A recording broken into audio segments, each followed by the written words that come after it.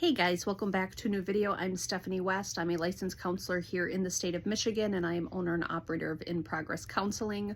Often these videos come on the heels of conversations that show up with clients that a pattern or a consistency emerges throughout the week. And so that's where today's really comes from. And it's also on the heels of my podcast. If you're interested in it, it's called Healing Through Pain. Episode 252 talks about the conversation, or rather develops a conversation around complex thinking.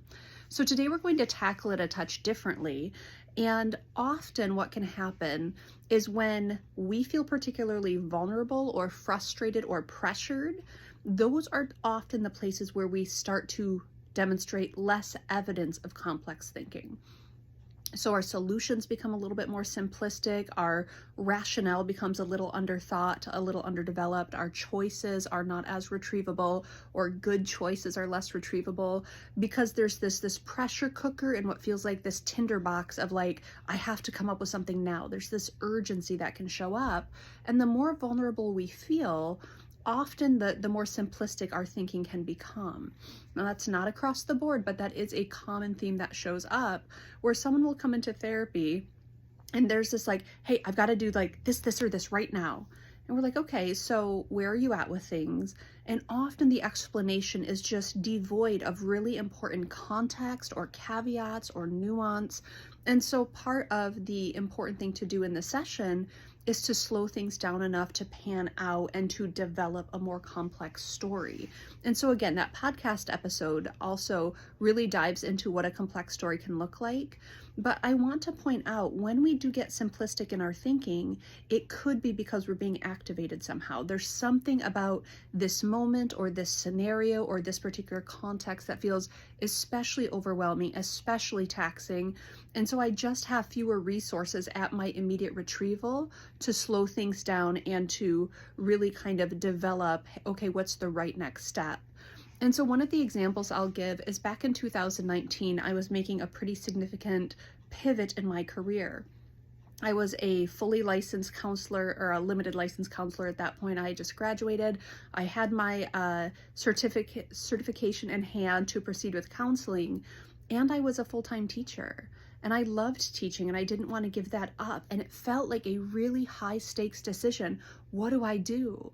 And so because it felt like such an important decision, and it felt like I had this really quick decision to make, I really became very childlike in my processing of it.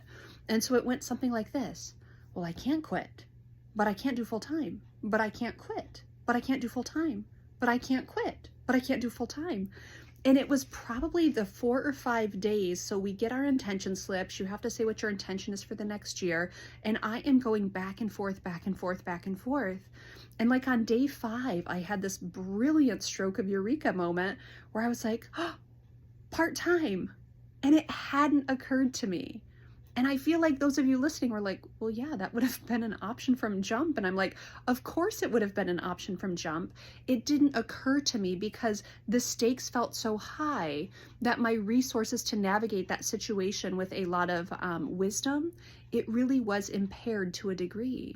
And again, that's not everyone's experience, but often when pressure is applied, we might lose our ability to retrieve complex thinking skills. And I know in my story that can happen. I know there's particular places when I feel especially vulnerable, my decision making becomes very reductionistic, very childlike, and that's not uncommon. So what we're going to invite in here today is, well, how do you develop more robust thinking? Well, you probably have to slow things down. You might have to pull in outside counsel, people who will slow it down with you, people who will invite in new perspective, and give your brain time to toggle between the poles of what it's saying, you know, go left or go right, go left or go right. It's like, maybe there's another path, but I might have to slow things down. I might have to develop more complex thinking. I might need someone else to come in and speak into the situation to help guide me. And friends, that's okay.